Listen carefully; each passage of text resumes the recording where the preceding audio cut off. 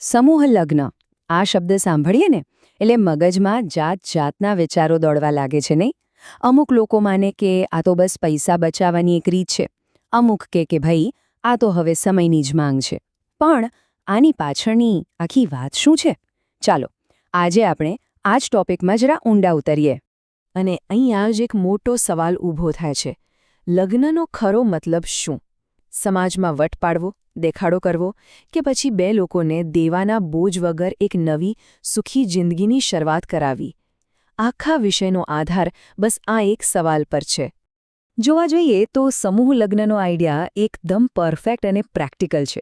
પણ ખરી તકલીફ ક્યાં શરૂ થાય છે ખબર છે? જ્યારે પરિવાર, દોસ્તારો અને આખા સમાજની સામે ઊભા રહેવાનું હોય.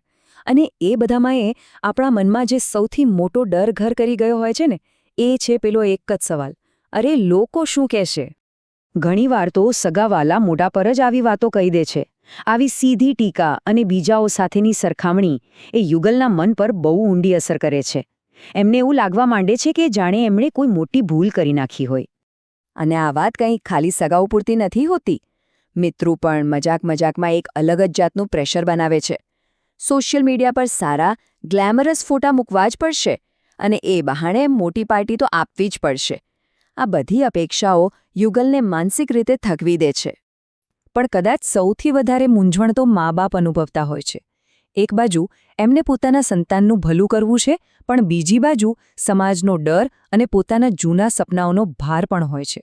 આ જે એમની અંદરની લડાઈ છે ને, એની સીધી અસર એમના બાળકો પર પડે છે. તો સવાલ એ છે કે આ બધા પડકારોનો સામનો કરવો કઈ રીતે? શું આનો કોઈ ઉપાય છે? હા, બિલકુલ છે. ચાલો આપણે કેટલાક પ્રેક્ટિકલ રસ્તાઓ પર એક નજર કરીએ. આના માટે મુખ્યત્વે 4 સ્ટેપ્સ બહુ કામના છે. પહેલું અને સૌથી અગત્યનું છે માનસિક રીતે મક્કમ બનવું. બીજું, પરિવાર સાથે કોઈ પણ જાતના સંકોચ વગર ખુલ્લા દિલે વાતચીત કરવી. ત્રીજું, કોણ શું કહેશે એની ચિંતા છોડીને પોતાની લાઈફની પ્રાથમિકતાઓ સેટ કરવી. અને ચોથું, સમાજમાંથી જ એવા સારા ઉદાહરણો આપીને પોતાની વાતને વજનદાર બનાવવી. આ બધામાં એક બહુ સરસ રસ્તો છે: પરંપરા અને પ્રેક્ટિકાલિટી વચ્ચે એક બેલેન્સ બનાવવાનો. મતલબ કે એક એવો હાઇબ્રિડ રસ્તો કાઢવો જેનાથી ઘરના વડીલોની ભાવનાઓ પણ સચવાય અને સમૂહ લગ્નના ફાયદા પણ આપણે લઈ શકીએ. એનો મતલબ શું? મતલબ કે 2 અલગ-અલગ પ્રસંગો ગોઠવવા. એક નાનો અને પર્સનલ પ્રસંગ ઘરે રાખવાનો, ફક્ત નજીકના સગાઓ માટે, જ્યાં બધી રીત રસમો પૂરી થાય અને વડીલો દિલથી આશીર્વાદ આપી શકે. અને બીજો મેઇન પ્રોગ્રામ, સમૂહ લગ્નનો, જ્યાં મિત્રો અને આખો સમાજ ભેગો થઈને ઉજવણી કરે. આનાથી શું થશે? ઘરની આત્મીયતા પણ જળવાશે અને સમાજ સાથેનો નાતો પણ. આટલું કરવાથી જે સૌથી મોટો બદલાવ આવે છે ને, એ છે આપણી પોતાની વિચારસરણીમાં. સમૂહ લગ્ન એ કોઈ મજબૂરી નથી, કોઈ કોમ્પ્રોમાઇઝ નથી, પણ એ તો ભવિષ્ય માટે લીધેલું એક સ્માર્ટ અને પ્રોગ્રેસિવ પગલું છે. આ કોઈ ત્યાગ નથી, પણ એક નવી વિચારધારાની શરૂઆત છે. જે કપલ છે એમના માટે તો આ ગૌરવની વાત હોવી જોઈએ.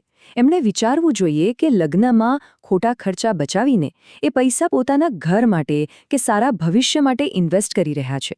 અને એમનો આ એક નિર્ણય સમાજના બીજા કેટલાય પરિવારો માટે એક પ્રેરણા બની શકે છે. અને મા-બાપે પણ એ સમજવાની જરૂર છે કે સાદગીથી મોટો કોઈ સંસ્કાર નથી. પોતાના બાળકની દેવાના ડુંગર નીચે દબાવવા કરતાં એમની દેવામુક્ત જીવન આપવું એ સૌથી મોટી ગિફ્ટ છે. યાદ રાખો, ભવ્ય ડેકોરેશન કરતાં વડીલોના આશીર્વાદ ક્યાંય વધારે કિંમતી હોય છે. એટલે સાચા અર્થમાં સમૂહ લગ્ન એ ખાલી લગ્ન નથી, પણ એક સામૂહિક મહોત્સવ છે. એક એવો તહેવાર જ્યાં આખો સમાજ એક મોટો પરિવાર બનીને સાથે આવે છે, ખુશીઓ વહેંચે છે અને જવાબદારી પણ સાથે મળીને ઉઠાવે છે. આનાથી મોટું કમ્યુનિટીનું ઉદાહરણ બીજું શું હોઈ શકે? અને હા, આ વિચારને સફળ બનાવવાની જવાબદારી ખાલી જે પરિવારોના લગ્ન છે એમની જ નથી. આ તો એક કલેક્ટિવ રિસ્પોન્સિબિલિટી છે, જેમાં સમાજના દરેક વ્યક્તિનું યોગદાન એટલું જ જરૂરી છે. જેમ કે જે સામાજિક સંસ્થાઓ આ બધું ઓર્ગેનાઇઝ કરે, એમની જવાબદારી છે કે બધું જ ટ્રાન્સપરન્ટ રાખે. સમાજના જે મોટા આગેવાનો છે એમણે ખોટા ખર્ચ પર રોક લગાવવા માટે નિયમો બનાવવા જોઈએ. આપણા વડીલો અને સગાવહાલાનું કામ છે કે પરિવારો વચ્ચે કોઈ મન દુઃખ થાય તો એને દૂર કરે. અને હા, મહેમાનો, એમણે પણ ટાઈમ પર પહોંચીને આખા આયોજનને સપોર્ટ કરવો જોઈએ. જુઓ, દરેકનો નાનો પ્રયત્ન પણ ભેગો થઈને બહુ મોટો ફરક પાડી શકે છે.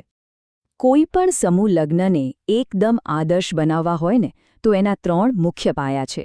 પહેલું, સાદગી, એટલે કે દેખાડો અને ભપકાથી બિલકુલ દૂર.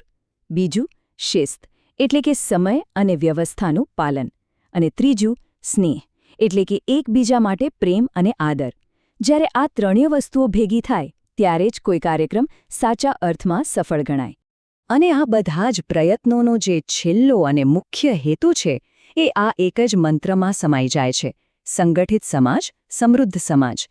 કેમ કે જ્યારે સમાજ ભેગો થાય છે, એક થાય છે, ત્યારે જ ખરી સમૃદ્ધિ આવે છે. તો હવે અંતમાં સવાલ એ જ છે, શું આપણે ખોટા દેખાડા અને સામાજિક દબાણોને બાજુ પર મૂકીને આ નવા પરિવર્તનના ટ્રેન્ડસેટર બનવા માટે તૈયાર છીએ? આ પ્રશ્ન પર વિચાર ચોક્કસ કરજો.